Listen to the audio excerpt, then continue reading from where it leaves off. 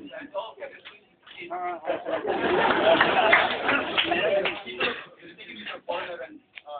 get sometimes a little bus stop not so long ago. I mean, in those years, I'll be there.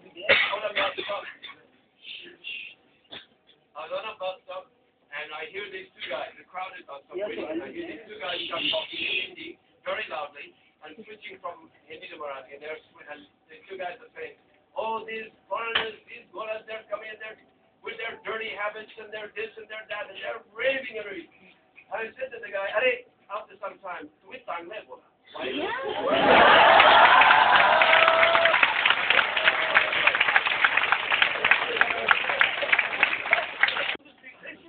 Speaking Marathi कोणी शिकला? Train हात गावामध्ये. गावचं सारवे आहे. सारवे कुठे? इकडे जामदार डिस्ट्रिक्ट आहे. This is Jalgaon district, taluka Jamdar. I said, so you know, this is so fantastic. I should have Marathi. So they call all the people on the bus. Did you hear? That is what he speaks.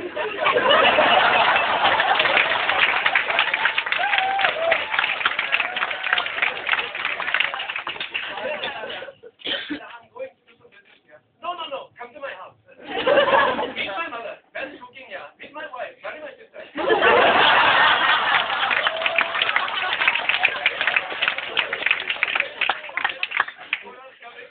From this coming from maybe Swedish or something coming to word out. I don't know. Hey, please go ahead, look at that. And it's not the same.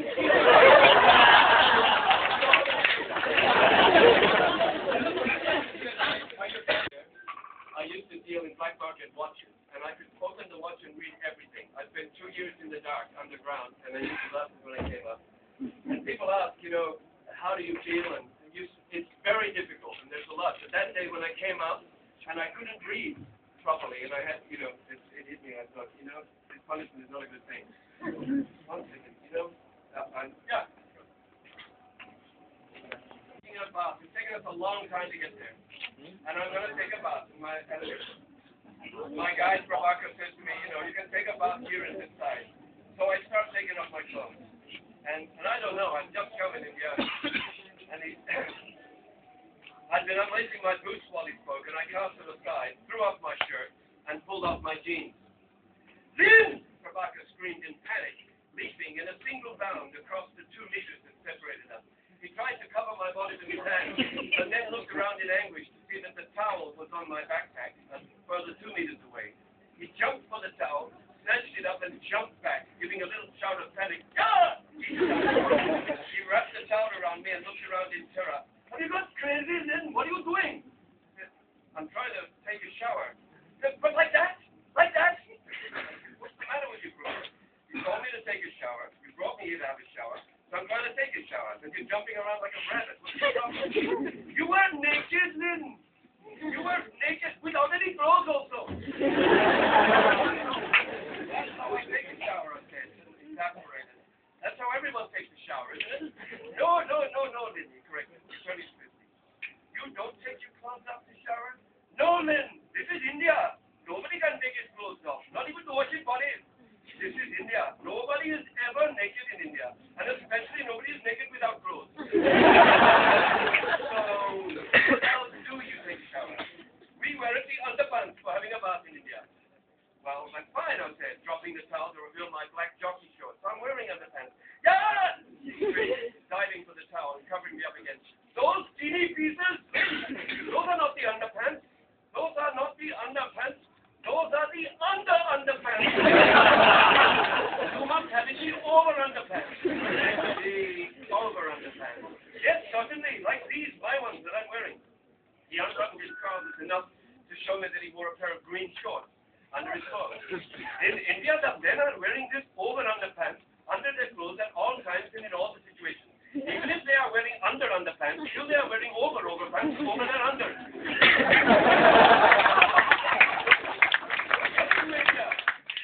to make sure, go and get some over underpants for your bath. But don't remove your towel. Please, promise me, if the people see you without a towel in such teeny pieces, they'll be a wild people. So he comes off, he comes back, and he says, "Oh, you're such a big fellow. Here, I hope we can get a good fit. They are from Fat Satish. It's so fat, I think they might fit you." I told him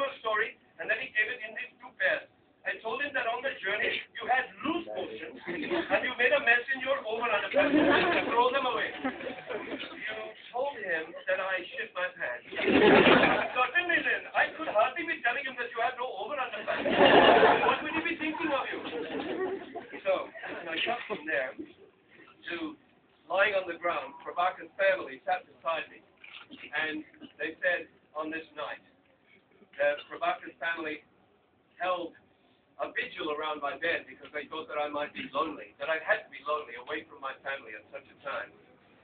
I want to say, and on that night, I went to sleep in the village for the first time, and I had the experience of sleeping under the stars with a group of people who were sitting around me, keeping me company, because they were concerned, and they said, you know, in your country, everyone would do this, surely. And I knew, in my country, no. In Australia, people wouldn't do this. They wouldn't care. They wouldn't think about it. It would be so much. I would like to take an opportunity. I want to say something about something that's very important to me while I've got a young audience of young men and women. Something that's very, very important issue to me. And it's a question of violence. I led a violent life. I was a violent man. I grew up fighting my father. My biological father, who's gone now, God rest his soul, was a very angry man. And from the time I was a child, he hit me. He hit me, it hurt me. I was in hospital a couple of times. I grew up wanting to fight my father and beat him. I made the decision, I'm going to fight this man, and I'm going to beat this man. So at 12 years old, I enrolled in karate. I did Taekwondo, Korean-style karate. After 3 years at this, when I was 15, I knew karate is not enough to beat my father. So I enrolled in boxing as well. I did Golden Gloves boxing. On my 16th birthday, just after, when I left the home, the day that I left, my father hit me for the last time. He hit me that day, and I turned around and said, hit me again, I dare you. And he raised his hand to hit me again. I knocked him down. And we fought a hard fight, and in the end, he was on the ground, and he said, I give up, I give up, I give up. Stop, stop, stop. And I said, you will never, never touch me again. You'll never hit me, you'll never hurt me. And I left the house. Now, once again, disclaimer, not recommending this. Please don't go home and beat up your dad. So I went from there, left the home. But I had this aggression in me. Years later, I was smuggling from Afghanistan, into Afghanistan, from India into Afghanistan, through Pakistan. I'm going into Afghanistan to smuggle antibiotics, gold tablets, all these very things, all this. I was doing this smuggling. We got stuck in Quetta. Our mission was compromised. We were there for a month, a little more. The guy came to me one day and said, you know, there's a foreigner like you. He's staying near here. Do you want to see him? I said, no. He's an American guy. I said, no, I don't think so. They said, he's got whiskey. I went, okay.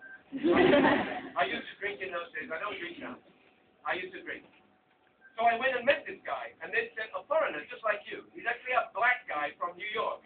But in their mind, he's a foreign guy who drinks whiskey. He's just like me. So I met this guy, and he was smuggling hashish from Afghanistan through Pakistan and into the rest of the world. He was a child smuggler. So I met this guy. We sat down. We started drinking. After some time, he talked about the war in Afghanistan. And I said, well, of course, it's American imperialism that has started this war. And he said, what did you say?